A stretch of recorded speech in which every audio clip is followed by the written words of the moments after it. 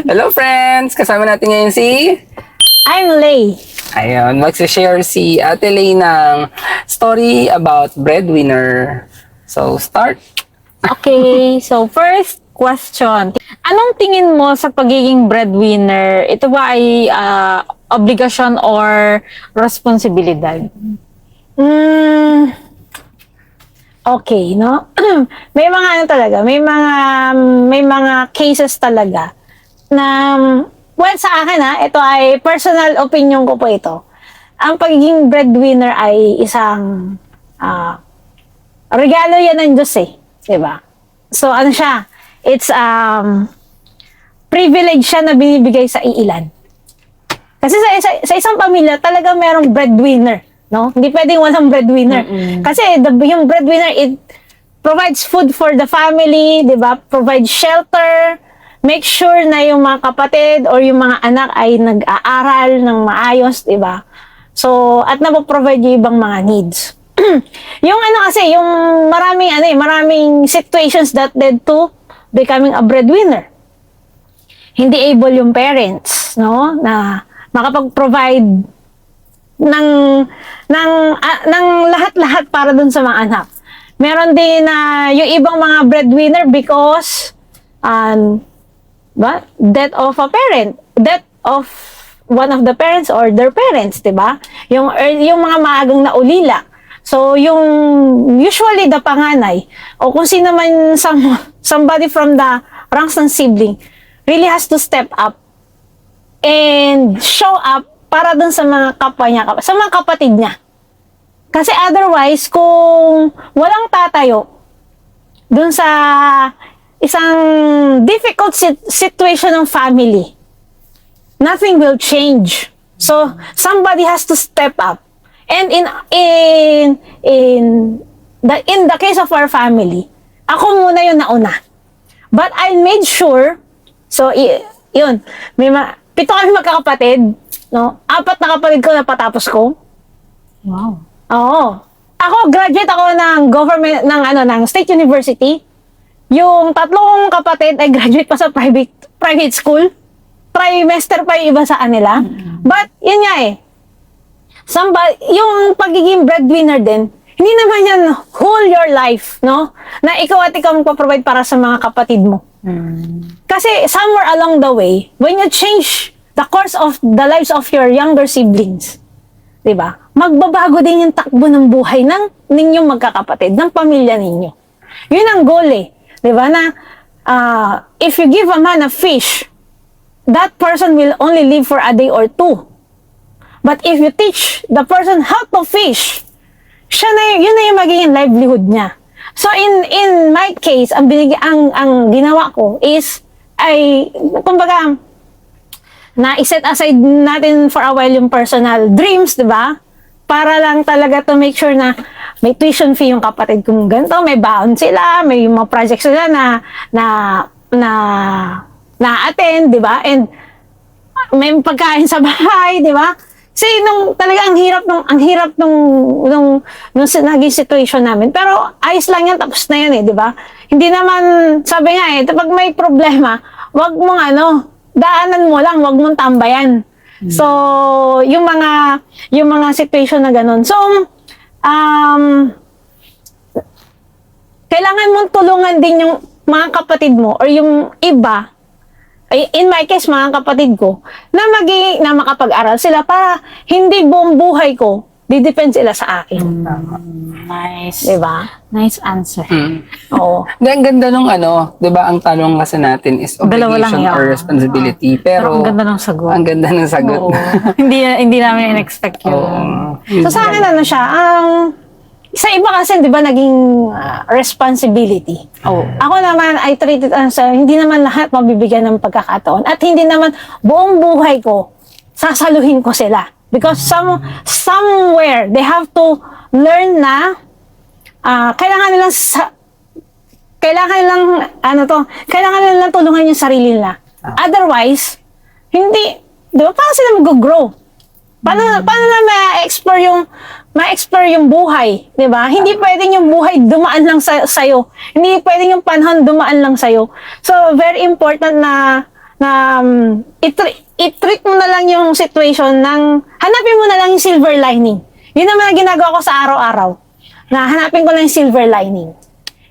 Pangit yung nangyari today, ano ba yung natutunan ko? Yun. Ano ba yung makukuha ko? Ganda. Diba?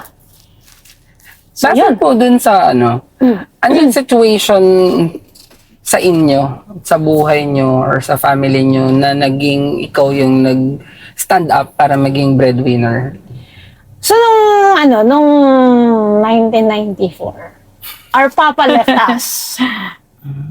Tumawa pa ako. No? Sorry. Noong 1994, our papa left us. Left us, ibig sabihin ng sumakabilang bahay yun. So, may times na nandun siya sa bahay, may times na wala, maraming times na wala. Uwi na.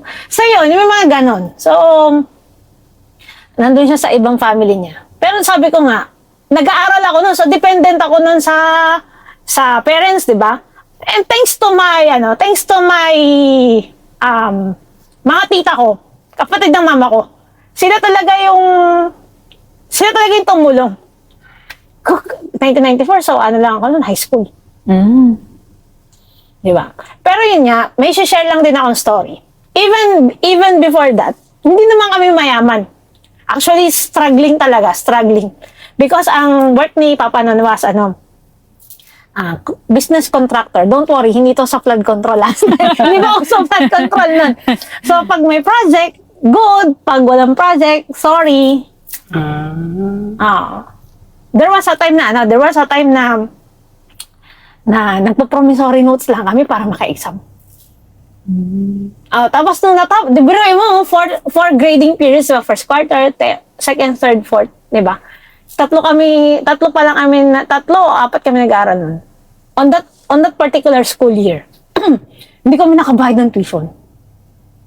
Alam mo paano kami nakaka-exam? Kasi nakikiusap kami sa principal. Ano pa kami na? Kami magkakapatid nun. Nasa honor roll pa kami. So, hindi kami hindi kami pwedeng di maka-exam. So, nakikiusap kami. At, ito yun ang hirap, makikiusap pa. Kasi hindi mo alam ano magiging respond nung kausap mo. So, salamat sa aming principal that time, di ba? Shout out. Shout out, di ba? Sa aming principal sa St. Peter Christian School. Nagsara na yung school na yun, but anyway, so, yun. Tapos nung grade school pa lang ako nun, meron akong classmate na sakitin. Share ko lang din Paano kami nakatuloy-tuloy. Oo, nakasurvive. Meron akong classmate na sakitin. So, may times na papasok siya, may times na hindi. So, pumunta doon yung nanay sa school. Sa classroom namin. Tinignan yung top 10 list. Diba usually sa may lang yan, sa isa sa mga walls ng classroom. So nakita yung pangalan ko. Hinanap ako doon. RSS yun eh. Sabi ko, naghanap sa'yo, ganyan. So, pinuntahan ko naman. Sabi ko, bakit po? Ikaw ba yung top 1? Sabi, ako po. Sabi niya, mami ako hindi ko nabanggit yung classmate kong sakitin, no? Mami ako ni ganito. Pwede mo ba siyang na tulungan maka-cope up sa mga lessons? Sabi ko, ba't di na lang po ipa-tutor? Sabi niya, na try na namin kaso hindi talaga, hindi ko maintindihan doon sa anak ko na natatakot siya, ganyan. Tapos, baka sakali sa kapwa niya kaklase, baka mag-iba yung mangyari. Sabi ko, sige po, pero sinusundo po kasi ko ng mama ko paghapon. I mean yung uwian. So wala po, kasi sabay-sabay kami magkakapatid na, buti na lang mga panahon na sabay-sabay yung uwian namin. So, hindi po kasi ako pwede mag-extend kasi kawawa naman po yung mama ko tsaka yung mga kapatid ko. Sabi niya, hindi, yung break time nyo na lang. Tsaka pag may time na maaga matatapos yung subject or yung kung wala yung teacher, doon mo na lang siya. At kung nandyan siya, doon mo na lang siya turuan. So, pero automatic break time. So, sabi niya, okay lang ba? Di, tinanong niya sa akin, how much is your baon? Ang mga 1990s, early 1990s, sabi ko lang, 25 pesos po. Ang totoo nun, 5 pesos lang baon ko. Pero may mga biscuit kasi ko nun. Pang-alalay lang. 5 pesos lang yung baon ko nun. Sinabi ko lang 25. Kasi 5 days, 5 pesos times 5. So, pwede na pala. Hindi may competition pala. Oo. So, kala nung mami, 25 pesos per day yung baon ko. Sabi niya, sige ganito na lang, anak. I'll give you 200 pesos. So, ako, balit pa nun. Diba? 200 pesos tayo kung mabibili nun Pero basta tuturuan mo lang siya. Pag nandyan siya, tuturuan mo siya sa ng lessons, diba? Para makakupa. Ano po bang subject? Math. Hindi niya talaga so, eto na. Sinubukan namin. Okay naman, okay. Tapos dumating di ba may mga long quizzes before the first grading, or yung ang tawag dito? Periodic exam. Periodical exam. Periodical exam. Yan. So, parang 3 weeks ko na siya tinuturuan. Ito na yung long exam namin. Sabi ko, nako, dito matitest. Kung may natututunan mo sa akin, ako na. Biruin mo, for example, naalala ko yung long, halimbawa, 30 items. Dati hindi talaga pumapasa yung classmate ko na yun. So, kunwari, 30 items, 4 mistakes lang siya. Wow. Oo. Effective. So, effective pala Dito ang tuwa yung mami, binigyan pa ako ng extra nun. Diba? So, what did I do with the 200 pesos weekly? Yes, yun nga. Yan, So, ano na yun, magtatabi na ako ng baon ko. So, tatabi ko yung 25 pesos na yan. 25 pesos. 25 a week. Tatabi ko na yung 25 pesos na yan. Tapos, yung iba doon, bibili ako ng gulay. Yung mga matatagal masira. Tapos, bibili ako ng, it's either half kilo ng pork, or half kilo ng chicken, or isda. Dahil paborito namin magkakapatid ay tilapia. At pag may tilapia sa bahay, sabihin nun, may pera si mama, o may... Grabe no, tilapia, may pera si mama. Sa iba, naman ang naman, di ba? So yun, basta hindi lahat ng facial tsaka yun. Basta merong isa doon. Tapos, bibilang ko si mama ng lugaw tsaka si lola. Kasi paborito nila yun. Lugaw. So, yun lang. Tapos, yung matitira, itatabi ko talaga. Bata pa lang ako, frugal na ako Matipid talaga. Ayokong may nasasayang na oras, na pera, di ba? Kasi, lalos yung oras, because time is gold. Yung time, hindi na babalik yan Di ba? Hindi na babalik yan. Yung kaninang umaga, tingin mo babalik pa yon? Hindi. Yung kahapon, 10 years ago, babalik pa ba? Hindi na. But kung kaya nga yung regret nasa dulo, di ba? Siyempre marami rin akong regrets, di ba? Talagang, but anyway, so yun yung story talagang matipid ako. Hindi ako yung Gastador. Taga-gastador. Ang aking bisyo lang ay libro. Kaya unang-una kong paycheck, sa unang-una kong trabaho, ang binili ko, libro. Kasi yun, di ba? Yun naman ang naman ako sa tatay ko, kay Papa. Yung pagbabasa. Ang galing nung strategy nung mother nung bata. Kaya nga Na parang syempre nandoon na sa school. Parang yung bata, doon sa school lang siya nagiging attentive siguro sa pag-aaral. Kaya tinake opportunity niya yung break time. Tapos yung student na magtuturo, 'di ba? Kasi na-train niya na lahat At least doon sa way na yon, doon natulungan niya rin talaga yung anak niya ng Yung classmate ko. Grabe, ang galing-galing. Maano rin yung magulang at tsinagaan niya yung anak niya din. Oo. Dumating ka na ba ate dun sa point na naisipan mong sumuko? Saka, syempre, since nangyari na yon is, ano naman yung reason kung bakit hindi mo siya, kung ba't tinuloy-tuloy mo? Naisip ko sumuko, hindi. May times na nakakapagod lang. Lalo pag nagsabay-sabay, lalo nung dalawa na yung kapatid ko nag-aaral sa private school, di ba? Trimester. Di ba? Yung medyo maano lang. So, ang ginagawa ko na lang, dahil nasa sales ako, ang work ko ay nasa IT sales, no? Yung mga incentive ko, tinatabi ko din yan. Tsaka pinagpipray ko, Lord, sana, enrollment ako ng kapatid ko sa ganitong buwan. Help me to find projects para meron pong pantisyo yung mga kapatid ko, makapag-incentive, ganyan. Galing talaga ni Lord. So, ba't ka susuko? Di ba?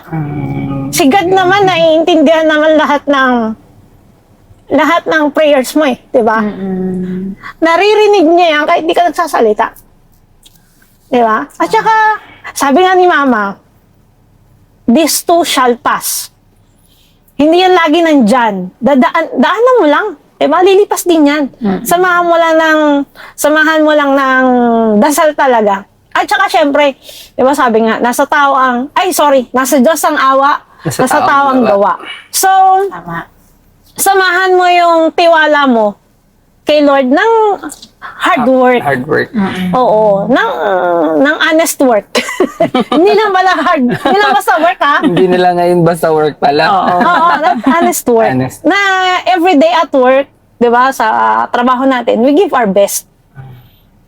Kasi pag change mo 'yun, sino ba niloloko mo, 'di ba? Sarili mo din. Totoo. So everyday we give our best to our work. Kasi whatever, kung ano man yung trabaho natin is, gift yan ni God eh. 'Di ba? Ano ba ginagawa sa gift ni God, 'di ba? Everything that we do with our hands is our gift back to Him. So, we honor God with yung tayo nagtatrabaho. That's one of the ways of giving back to Him. Na we acknowledge Him. So, yun. Ito naman. Sige. Ano sa tingin mo yung mabigat or yung pinakamalaking sakripisyo mo para sa pamilya mo? Yun yan. Kanina medyo na-touch ko na no? Na-sideline ko lang yung personal dreams. Which is, bumuko, kumuha ng sariling bahay. Yung on my own at bumukod. Meron kaming bahay sa QC, no? Tapos, dahil nga tinulungan na rin ako ng mga kapatid kong natulungan ko. Would you believe, Charlie, na merong specific Mother's Day na ang regalo namin kay Mama, mga susi. Ang galing. So, yan naman na. Kiset yun. Kiset yun ng bahay na pinagtulungan namin magkakapatid. Regalo namin yun sa kanya. Tapos noon, syempre, yun, kumuha na ako ng dumukod na ako, di ba? Yung personal dress na you have your own space. Kasi doon sa bahay namin, sa isang kwarto, share kami ng mga kapatid kong babae. So, iba pa rin yung may personal space kay, di ba? So, yun. Yung nung panahon na talagang breadwinner ka pa, naramdaman mo ba nun na parang nagpapabaya ka na sa sarili mo? Hindi ko pwede pabayaan sarili ko eh. Ito yun I'll share this to you. Sa lahat ng taong nagtataguyod din ng pamilya, no? Alagaan natin. Dapat yung nag-aalaga sa pamilya, inaalagaan din yung sarili. Yun talaga, no? Dapat. Yun yung dapat. Oo. Because we cannot give from an empty cup. How can you love if your heart is empty? How can you give if your pockets are, di ba? Tama. If your pockets are dry. So, wag mong pabayaan yung sarili mo. At pag dumating yung puntong sa tingin mo, inuubos ka at inaabuso ka, stop. Dapat alam yun ang nagbibigay. Ay, naabuso na ako nito. Diba? Kasi eto share ko lang. Maybe, syempre, iba-iba tayong sitwasyon, diba? Sa pamilya namin, sa mga kapatid ko, sinabi ko, syempre, ako bago naman dumating yan sa palad nila, tinabot ko yung baon. Di ba, 2 weeks kong pagtatrabahoan yun, kinsenas katapusan. Malinaw lang sa kanila, please, wag niyong sayangin yung perang binibigay ko for your tuition, for your baon, di ba, for your projects. And wag niyong sayangin yung oras natin pareho. Lalo yung oras nyo. Kasi ako may trabaho na. Kayo mag-aaral magka-college pa lang. Di ba? Mag-start pa lang talaga, di ba? Yung paghahanap mo ng career. Mag-aaral ka pa lang before you have a career. So wag yung hayaang masayang ng oras nyo. So sabi ko sa kanila, lalo sa mga kapatid kong babae, dalawa yun eh. Please, no? Alam ko magaganda kayo. Pero huwag muna kayo mag-boyfriend.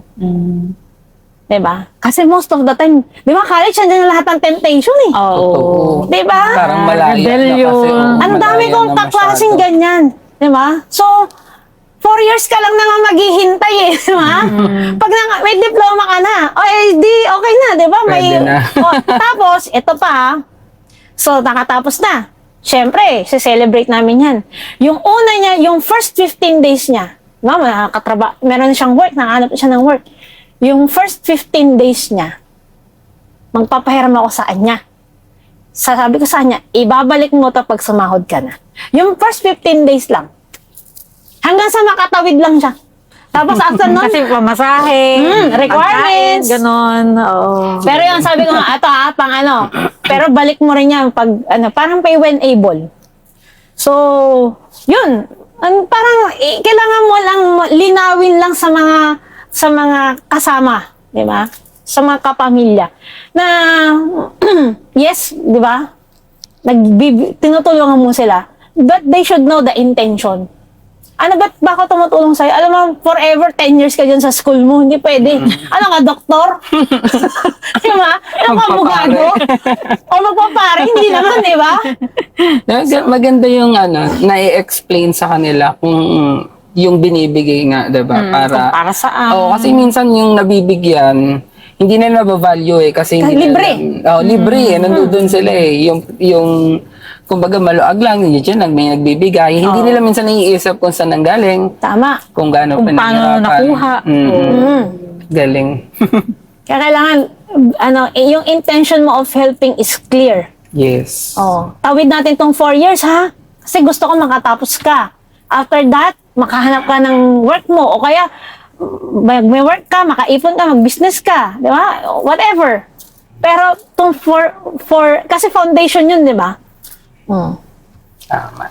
So, yun. Sa mga panahon na negative, emotion, Pagod. may mga pagod, anong outlet mo or kanino mo siya binabato, sinishare yung mga ganun? Oh, meron yung pag nakapapagod lang, nako, sabihin nyo, ang corny ng sagot ko, pero ito totoo talaga to Pag pagod, di ba? Ang puntahan ko, simbahan. Puntahan ko simbahan, o kaya magkakape, punta sa Tagaytay, quick break lang. Di ba? Ano lang, o kaya pag basta yung change of scenery lang. Di ba? May maiba lang. Maiba lang. Ano may tawag ako doon eh? Pagpag.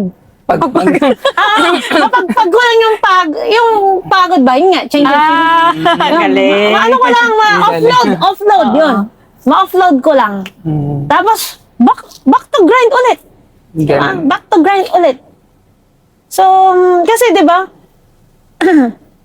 may pamilya akong umaasap eh, 'di ba? So, dapat kung may mga panahong nakakapagod, at talaga meron 'yun. Darating at hindi pwedeng lahat, Masaya lang. 'di ba? Hindi pwedeng rainbows and butterflies. Dahil before the rainbow comes out, anong meron? Ulan, Rain, 'di ba? bagyo. Heavy rain, thunder, and kulog, kidlat, 'di ba? Malakas na ulan, kulog at kidlat. Yung butterfly, bago naman maging butterfly na very colorful ang wings, 'di ba? It is a caterpillar. Pangit, oo, 'di ba? Tapos naging larvae, naging pupa. Afterwards, tama ba yung pagkasudsud ko? Tama. And then, naging butterfly. So, may metamorphosis talaga na kailangan anuhan. May, di ba, bago makuha yung magagandang bagay, kailangan mong pagtrabahuhan talaga. Sa dictionary lang nauuna ang success bago ang work. Dahil letter S, tsaka W. Doon lang yun. Other than that, talagang sa totoong buhay, trabaho ka muna. Diba? Bago talaga success. Paano naman, paano mo naman hinaharap yung mga expectations sa pressure ng family? Kunyari, parang, syempre, May malaki bang expectation Oo, yung pamilya parang- mo? I'm sure meron because I'm the eldest of the family. Sa side ng father ko, akong pinakapanganay sa magpipinsan. Sa side naman ng mama ko, hindi naman ako yung panganay sa magpipinsan. However, no, being the eldest in our family, talagang may expectation. 'Di ba? Lahat ng panganay may expectation diyan. Mahusay, mabait, lahat na ng good adjectives. Kaya ako naman kasi masunurin ako sa magulang ko eh. Di ba? Mag-aral. Ay di mag-aral.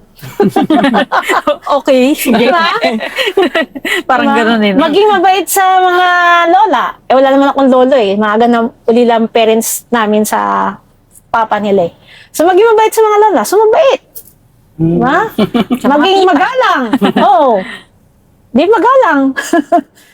But I do it, out of love. Kasi masaya naman eh, di ba? Masaya mag-aral. Maayos maging mabuting tao. So, at saka ano pa ba? Yes, may yung pressure talagang ganun talaga eh. Pag walang pressure sa buhay, boring. Oo. Parang ang Diba? bagal ng buhay mo. Dapat, di ba? parang mga question ka rin pagka Too good to be true. tuloy-tuloy lang. wala. Ayun, di ba? Yung parang, yun. Tsaka, yung, na-mention ko yung pressure. Di ba mga diamonds? Would you know na yung diamonds yan ay carbon? Uling. Form of uling. So, para lumabas yung shiny, shimmering, splendid na diamond na yan, di ba? Maraming polishing, maraming pressure na in-apply para maging diamond siya. So, ganun din sa buhay. Dapat, ang tao dadaan sa sa tunnel of pressure. Again, it's how we look at it. It's how we look at it.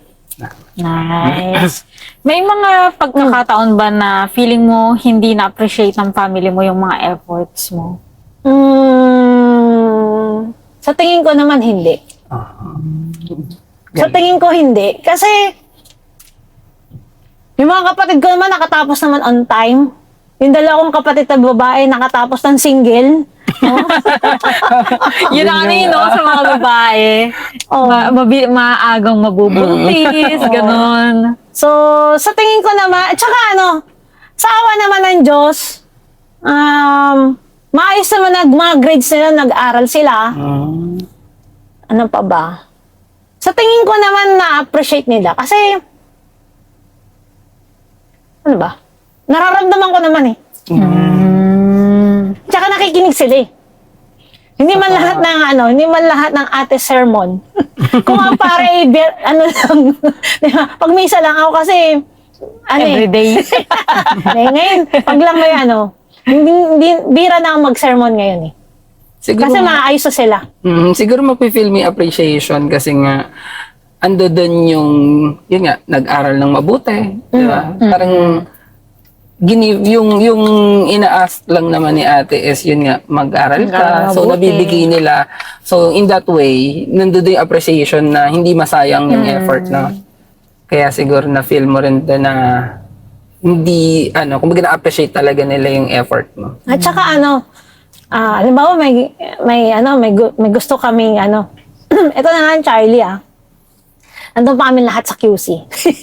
So pag may trabaho na yung iba kong kapatid, although may nag-aaral pang dalawa siguro.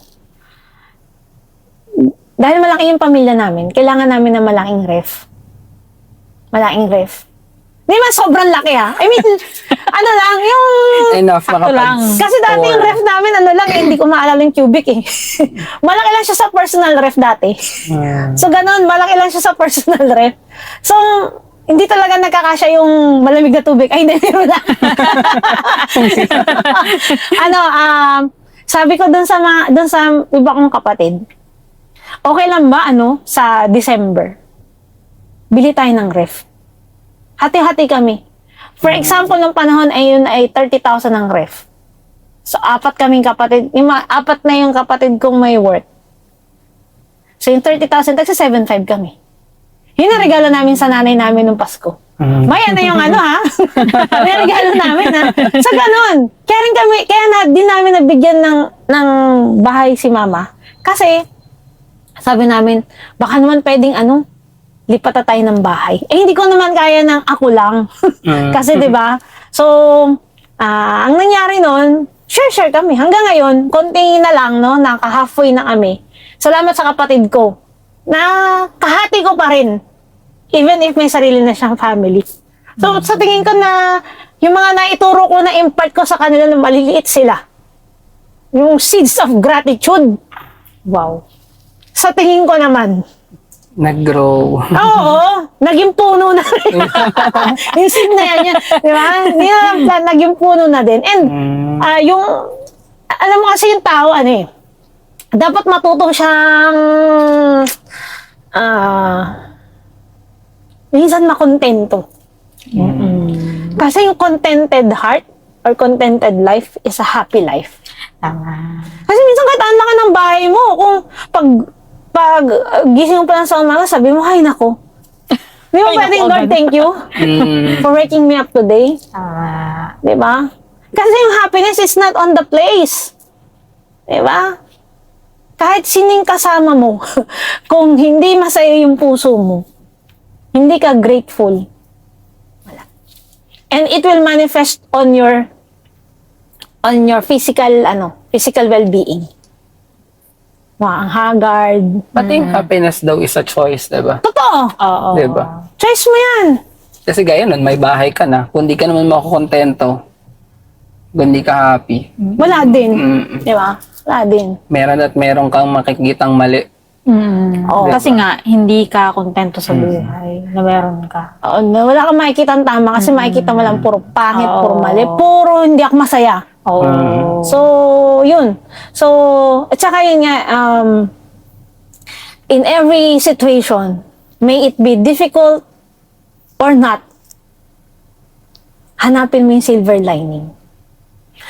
Share ko lang ha, in 2021, nung nag-pass away si Papa, panahon ng COVID, namatayan ako ha. Ang sagot ko lang, sabi ko lang kay Lord, sana yung cause of death ni Papa hindi COVID. Kasi, hindi ko siya makikita. Di ba? Hindi ko siya makikita. So, buti na lang hindi talaga COVID. Pero yung namatayan ka, ganun ko pa rin makapag-isip. Kasi nung COVID, Bawal. Yung marami, di ba? Cremation. Oo. So, cremate agad yan pag COVID. So yun nga, hanapin mo na lang yung silver lining. Wala na yung papa mo. Ay di, palalaman mo na lang. Sana yung lumabas na resulta. Kasi lahat ng kino-COVID test eh. Otherwise, cremate. Hindi mo na makikita yung papa mo. Hindi ko mapag-spend ng last days, di ba? So yun, tapos, yun nga, hanapin mo, hindi laging mahirap. Tsaka nga pala ito, share ko lang. Sa lahat ng tao, hindi lang sa breadwinners, yung mind natin is very powerful. Whatever sinasabi nga ng isang lumang commercial, what the mind can conceive, the body will, tama ba? What the mind can conceive, the body will achieve. So, dapat yung isip natin, yung mindset natin, ang ina-attract is positivity, opportunities, abundance, wisdom, di ba? Isipin mo pag umaga pa lang, sabi mo, nakakatamad naman pumasok. Wala na, sira na yung araw mo. Ano sinasabi naman, Gen Z? Mindset lang yan. So, importante ano yung tinatanim mo sa isip mo. May share lang ako Meron 2 seed, buto, na nalagay mo sa, plant box A and plant box B. Yung isang seed, ang tawag dito ay faith, tiwala. Yung isang seed is fear, takot. ikaw, everyday, kailangan mo diligan yung pot na yun. So, ano yung didiligan mo? Yung tiwala ba? Diba? O yung yun laging takot-takot, ayoko lumabas, ayoko mag-explore sa ibang, ano to? Sa ibang lugar. Ayoko gawin yung role na yan, di ba? Takot ka eh. So, dahil takot ka, hindi ka na mag-move. Pero kung yung faith o yung tiwala, yung lagi mong in-nurture, di ba? O yung lagi mong didiligan, paaarawan mo pa yan sa labas, wag mo lang susobrahan, di ba? Lalagyan mo pa ng fertilizer yung plant box na may faith, seed of faith, di ba? And you continuously nurture it, take good care of it. That faith, yung tiwala na yun, magiging confidence. Lalabas yun. Di ba? Kasi buo yung loob mo eh. Di ba? Na bukod sa andyan si God na hindi ka pababayaan. Di ba? Buo ang loob mo na kaya mong gampanan yung trabaho yun. O yung role na yun. May it be sa family, sa work, di ba? So, yun. Kailangan mo lang, pipili ka kung anong didiligan mo sa araw-araw. Yung tiwala mo ba? Sa kanya? Sa sarili mo? O yung takot? Takot na, ay, hindi lang ako alis. Galing. Ang galing ng ng life lessons na yan. So yun, pili ka lang. Ano nga yan? Choose your Battles? hindi, bukod doon. Choose your fighter pala. Sa mga Gen Z, diba? Choose your fighter. So, yun. Pili ka lang ng kung ano yung gusto mo i-grow. Is it the seed of faith or the seed of fear? It's up to you. Ganda, ganda. Eto, ano yung pinakamalaking aral na natutunan mo sa pagiging breadwinner? Lahat ng hirap ay lilipas din. At ang bawat hirap, meron pot of gold talaga yun sa dulo eh. May pot of gold talaga yan sa dulo. Diba? May pot of, kailangan mo lang talagang tsaka pag, yun nga, diba, iniisip ko na yung mga kapatid ko na ako, 3 pa sila mag-aaral, ilang taon pa. So, gagawin ko, hindi. Si ganito, kapatid ko, 3 taon na lang. So, ganun, pinapaikli ko, hindi yung, 4 na taon pa. Sabi ko nga, it's how you look at it eh. Si tatlo pa sila. Yung iba kasi, 3 pa sila. Ako, hindi, 3 na lang. Di ba? Tapos, nakagraduate na isang kapatid. Yan, 2 na lang sila. Instead of 2 pa. Ay, 2 pa. Talagang iba yung mindset. Napaka-positive niya. Oo, lagi siyang tumitingin sa silver line. Silver lining. Parang yun yung title na ito. Silver lining. Yun ang ita-title natin. And ang ganda. Ang ganda nga ng approach niya sa lahat ng Sa buhay, everything na na-question natin is lahat positive. Tapos, yun nga, embrace yung scenario, Situation. Talagang yun nga. Tapos laging syempre, napangawakan natin yung faith natin kay God. Yan ang number 1 talaga. Oo. Kasi lahat naman ng nangyayari sa buhay ko, lahat naman na-enjoy ko, lahat yan awa yan ng Diyos. Lahat yan awa ng Diyos. Biro mo kung hindi siya naawa, wala akong maayos sa trabaho. Wala akong mga boss and mentors na magtitiwala sa akin. Di ba? Kung hindi din siya naawa, matakatapos ba yung mga kapatid ko mag-aral? Yun. Baka yung age kong 45, baka yung mukha ko, baka 60 na, pag di siya naawa, di ba? So, yun, yung mga ganun talagang lahat na grace and mercy of God. Doon talaga yun eh. Kaya, kaya mantra ko, nasa Diyos ang awa. Maawa naman talaga siya, di ba? Pero, nasa tao ang gawa. Tama. Eto, kung hindi ka naging breadwinner, ano kaya ang buhay na meron ka ngayon at ang pamilya mo? Kung hindi ako breadwinner, hindi ko, malamang mabilis ko na ko yung first million ko. Kasi Naging goal nga yan, no? First million. Nang maaga. Oo. Kasi Kasi syempre, yung mga iniipon natin pera, di ba? Napunta yan sa mga schools ng mga kapatid ko. Ayun, walang pagsisisi yun, di ba? Walang pagsisisi yun. Ano yung grateful akong ginawa ko yun para sa kanila. Kasi kung hindi ko yung ginawa para sa kanila, at ngayon, di ba? Fast forward to today, may sarili din silang pamilya. Ang hirap kaya ng wala akong sariling pera. Lalo sa mga kapatid kong babae. Kasi sooner or later, mag-aasawa yan. Paano kung hindi sila nakatapos? Isipin ko yun. Sa panahon, sa panahon na yan, sa masusunod pa, hindi pwedeng isa lang tatrabaho. Hindi lang pwedeng si husband lang ang magtatrabaho. Dapat, hanggat kaya ha, dalawa, sa hirap ng buhay ngayon, hindi talaga kaya. So, inisip ko yung mga kapatid kong babae. Kasi yun nga sila yung pag nag-asawa sila, yung mas magbabago yung buhay nila. They will become a wife and a mom. At magbabago ang buhay nila. So pag hindi sila nakatapos, how can they help their own family? Di ba? Hindi pwedeng mag-rely lang sila 100% sa mga husband nila. So, kaya tinuturuan ko yung mga kapatid kong babae, lalo yung mga kapatid kong babae, na yung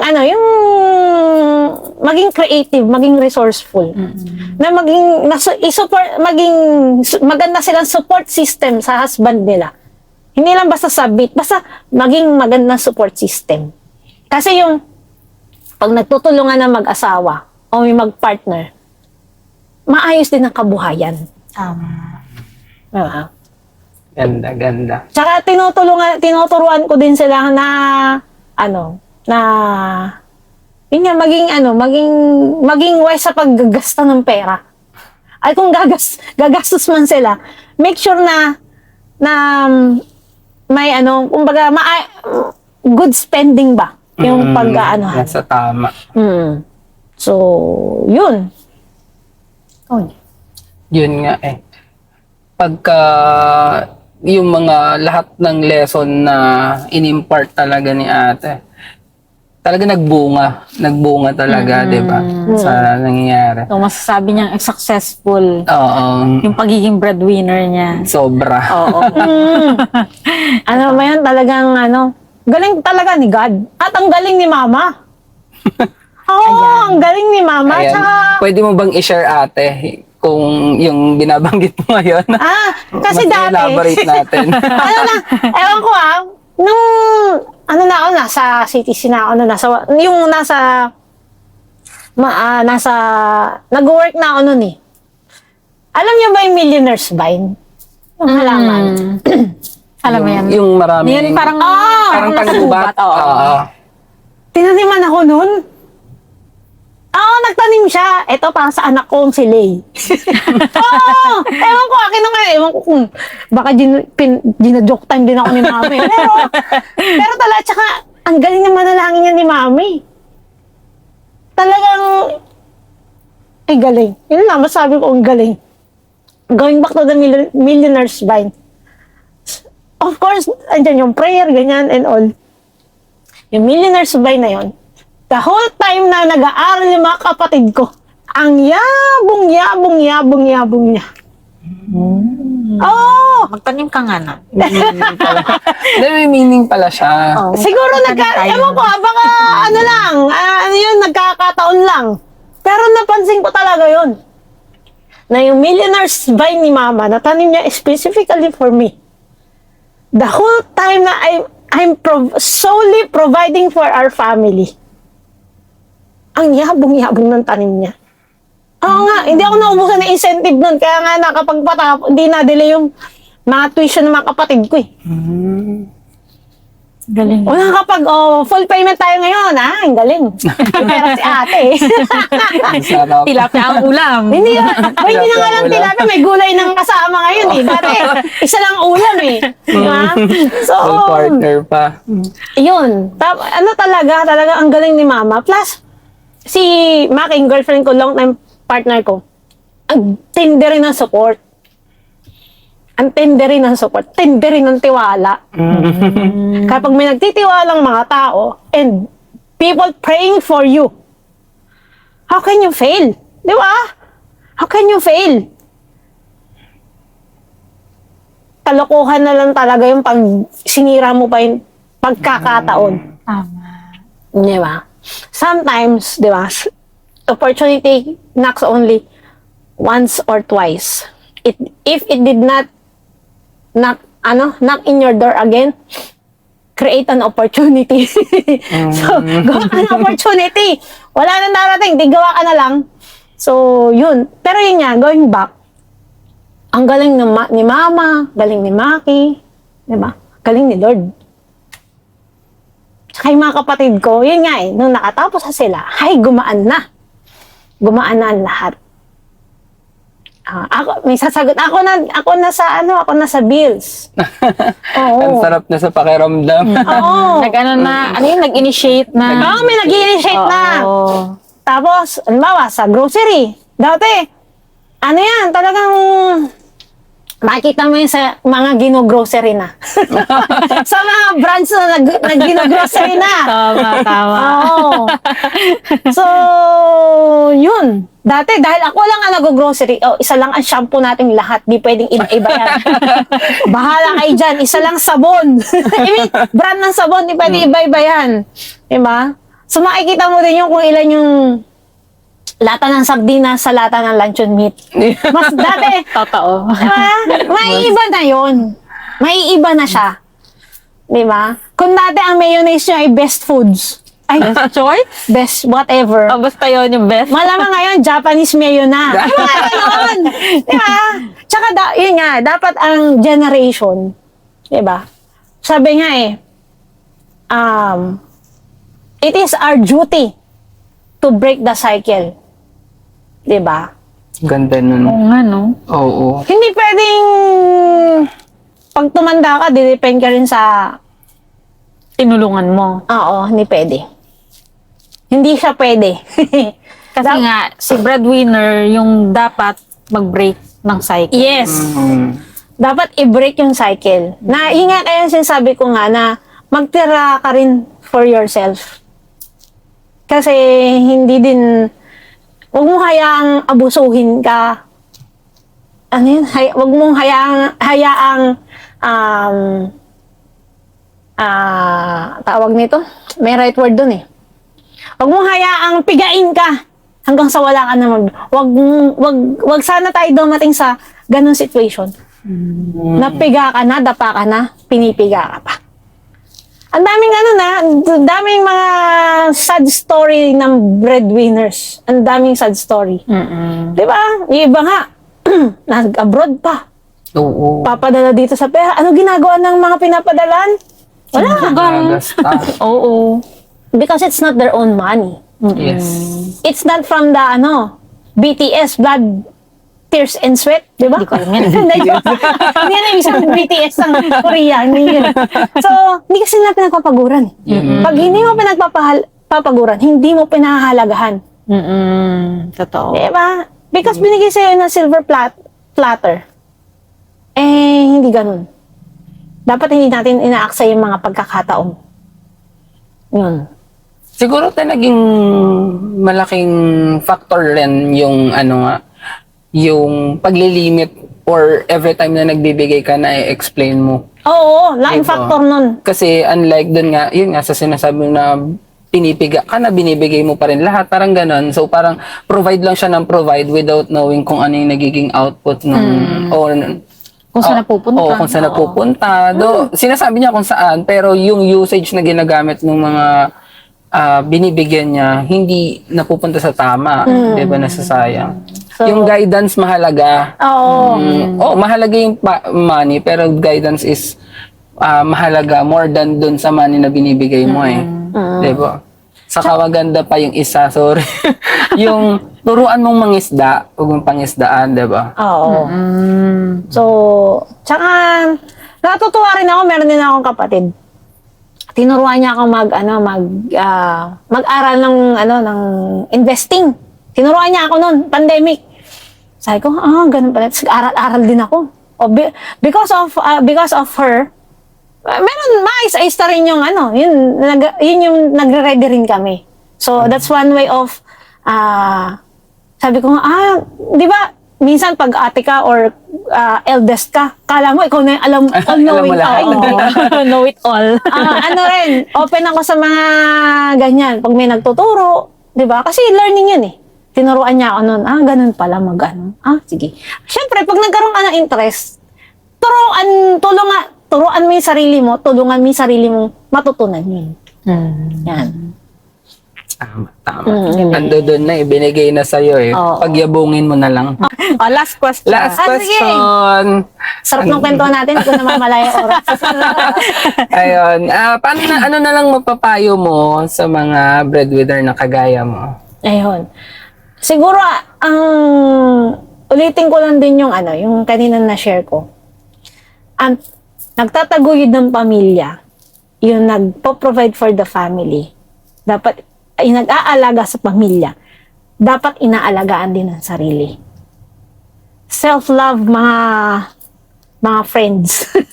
Also important, no? Self-care. Kasi, pag di mo inalagaan ang sarili mo, di ba? We cannot give from an empty cup. Hindi talaga. Anong ibubuhos mo sa empty glass? Wala. So, dapat magtatabi mahalin mo yung sarili mo sa proseso ng pagmamahal mo sa iba. Huwag mong kakalimutan yung sarili. Hindi dapat kalimutan ang sarili. Kasi minsan, di ba, doon nangyayari yung mga regrets eh. Di ba? Kaya, sa mga pelikula, nakikita yan eh. Di ba? Tsaka yung mga recipient of love. Ayan mga recipient of love na mga breadwinners. Ganda nung Please, Ayan. no? Pag nagbibigay sa inyo ng opportunity na kayo makapag-aral, di ba? Hindi na kayo ma-stress ng baon nyo, whatever, tuition, please, huwag nyo sasayangin yung opportunity. Kasi, di ba, hanggat kaya, nung kung sino man nagsusupport sa inyo, suklian nyo ng maganda. Kasi end of the day, para sa inyo rin yan eh.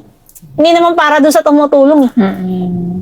And going back to the breadwinners, so, do not forget yourself. Tsaka kung makita ka nila na nagbabakasyon, deserve mo yun. Huwag ka magigilty doon. Bumili ka lang sa pair of shoes mo, deserve mo yun. Diba? Sometimes you have to treat yourself. Kasi, ang hirap nun, no? Trabaho ka ng trabaho. Tapos, hindi mo nakikita yung fruits of your hard work. O kaya, mag-ipon ka. Diba? Bili ka magtayo ka ng business, diba? Bili ka ng sarili mong bahay. Yun, importante din na meron kang personal space of your own. Aside from your family home. Diba? Tsaka, ano pa ba, mga mapapayo natin. Hindi habang buhay, magtataguyod ka. Kaya yung mga tinataguyod mo, kasama mo na yan sa pagsagwan, sa pagtaguyod ng buong family nyo. Diba? Ganda nun. Yan, tapos din, sa family namin, no? Isa sa pinakamasarap na moment. So, there's one Mother's Day. Bukod doon sa kiset na binigay namin. Niregalo kami kay Mama. Piece of paper. Mga 3 page pala yun. 5 page. Nakita niya lahat ng pangalan namin. Pangalan niya, pangalan namin. 7 mga anak niya, 7 kayong magkakapatid eh. Yung mga apo niya, ibang apo niya, pati yung mga in-laws, nandun. Kasi nagpunta kami ng Boracay, buong family. So it's one of the, isa yun sa pinakamasaya, nasa core memory ng lahat yun. Kaya nilalook forward namin, kailan kaya sunod ulit. Tsaka yun nga, sa mga breadwinners din, syempre, before you come to that point, di ba may tumulong din sa'yo? Di ba? May nagtaguyod din sa'yo. So, tignan mo din yun. Di ba?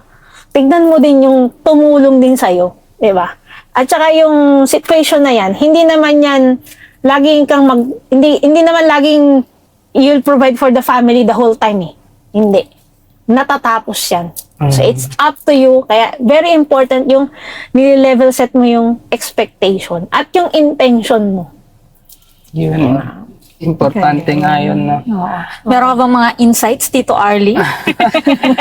Wala, natutuwa lang ako sa sobrang positive approach, 'di ba? Na yun nga yung unang-una pa lang, 'di ba, na parang binigay nga siya sa iyo parang naging ano bang term doon?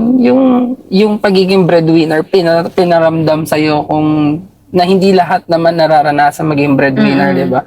Sobrang napaka-positive noon. Ang madadagdag ko lang, yun doon sa recipient of love, Oo, ng mga breadwinners. ng mga breadwinners, 'di ba? Na yun nga, ando doon yung pagtulong, hindi siya talaga naman necessary kung sa totoo lang 'di ba, na merong mag-stand out na magtulong sa iyo, 'di ba? By form of love yung ginagawa niya sa yung pagtulong, ikaw i-treasure mo yun, 'di ba? So hindi Pahalagaan mo. oo, pagpahalagaan mo hangga't merong sa yung nagbibigay ng tulong, 'di ba? Kunin mo siya, pagkaingatan mo, 'di ba? Hindi kasi lahat rin nagkakaroon ng opportunity na mapag-aral kayo, 'di ba? Kaya ngayon, looking at my siblings, nako, dati nakikisakay lang kami. Oh, ngayon, ilan na yung may sasakyan? Diba? Hindi man yan sukatan talaga ng ano, pero, ibig sabihin, alam niyo, nauso nung mga few years back, malayo pa, ay, mali, baliktad. Malayo na, pero Malayo. Malayo na. pero malayo pa, ano? Malayo. Ay, malayo pa, Tama. pero malayo na. Malayo na Ayun. pero malayo pa. Kasi maraming nang na-achieve. Malayo na. Pero malayo Ay, pa. hindi sinabi ko. Baliktad. Baliktad. I-review ko to, sige.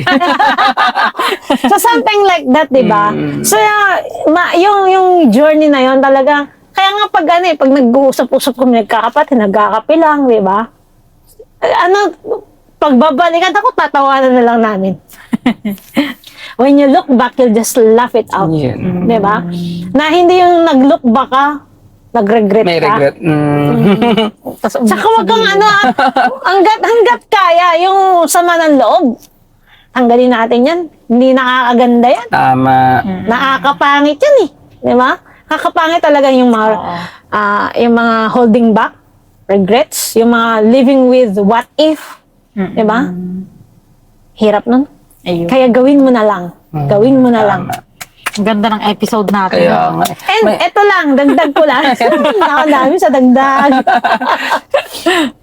Share ko lang, no? Meron akong favorite movie. Sinama ko yung mga kapatid ko. Hindi pala lahat ng mga kapatid ko. Some of them. Kasi iba may pasok eh. Nanood kami na sa SM Fairview. 7 Sundays. It's my favorite all-time Filipino movie yata. Filipino movie. Relate talaga ako dun. Kasi Si Ding Dong Ding Dong. dun, breadwinner yan sa family. Oo. Relate talaga ako nun. Kaya yung yung sinasabi ko ng recipient or recipients of love ng breadwinner. Guys, kumukumustahin nyo din sila. Yun. Kasi minsan kala nyo, kaya naman ni ate yan, kaya naman ni kuya, kaya naman niya yan. Strong naman yan, maraming pera yan. Di ba? Maayos ang trabaho niyan. Pero kumukumustahin yun. Di ba? Minsan halimbawa, kuya or ate, di ba? Kung sino man. Meron na, samahan ako ngayon eh. Di ba? Samahan mo naman ako grocery tayo. Yung mga lawag-lawag man lang. Oo. Yung mga kapatid, yun, so going back to that time na yung kapatid kong yun, parang nag-CR, sabi niya, ate, saglit lang CR lang ako, saglit. O sige, kita tayo dito sa ganyan. May dala ng paper bag from Giordano. Binigyan niya ang polo shirt. Sabi ko, anong meron? Wala lang. Ang sarap. Oh!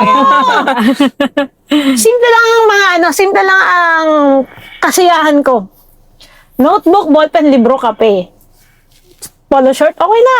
Issue ka. Di ba? Simple lang ang kasiyahan ko sa buhay. Simple lang. Hindi siya, din. hindi sobrang gagarang Hindi. Simple lang.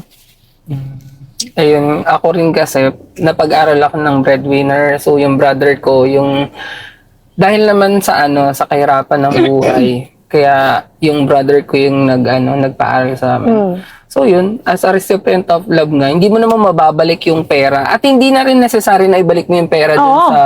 sa sa Kay kuya or tumulong, ate. sa tumulong sa'yo. Pero yung, siguro yun nga, yung achievement or yung goals lang ninyong dalawa na ma-achieve nyo, mapapagtapos sa pag-aaral, yun yung give back mo di ba? Tapos hindi ka na aasa sa kanya, di ba? Oo. Hindi ka na every time na may kailangan, mag-ask ka pa rin sa kanya. Kasi yun na nga yung foundation, binigay niya na sa yung tulong. Oo. So yun, kuya, huwag kang umasang babayaran kita. Dahil pala yun doon, no? Tapos, yun nga. So, yung mga ano naman, talagang, hindi naman yan all our lives we will provide. Yeah. May katulong ka na rin sa pagsagwan para Yes. magaan. Isipin mo, isang bangka kayo, 10 kayo, isa lang nagsasagwan. So, ang tagal nyo makarating sa point B. Hanggang sa over a period of time, 2 na kayo nagsasagwan. Medyo Isipin mo kung lahat ng 10 na yun sa loob ng bangka, nakasama mo nagsasagwan. Parehas pa kayo ng di ba? Kumbaga, in sync. In sync. Importante, in sync. Ewan ko lang kung hindi kayo bibilis maarating doon sa pupuntahan nyo. Di ba? So, kaya kami magkakabalik pag may gusto kami regalo kay mama. Bawa, recently, aircon. Tutuwa na kami noon na may aircon na si mama. Di ba? So, ano lang, kumbaga, intindihan lang. Di ba? O, hati-hati tayo. Ganun lang. Ngayon may kahati. Yan na masarap, may kahati ka na. Dati solo Kaya ang bigat, no? So, to all the breadwinners, no? I'm sure your family loves you. I'm sure. So, tawag to, kung sa mga panahong nahihirapan ka, napapagod ka, it's okay. Normal yan. So, ano lang, kung isipin, di ba, medyo talagang dadaan at dadaan dun Pero these two shall pass. Ang pagsubok, hindi tinatambayan, daanan mo lang yan. Yes. Yes, po. Di ba? Ganda, Palpakan natin si Patel sa mga insights niya sa Oo, buhay. ganda. So, ayun. So, yun. Palobat na rin si GoPro. So, thank you, Ate Lay. Thank you sa mga breadwinners. Salute. Ano lang, keep moving forward lang. Ganun lang. Ganun lang. So, yun. We keep winning in life. Yun. Di ba? Ganda. Ayun. So, paano ko paalam? Bye-bye.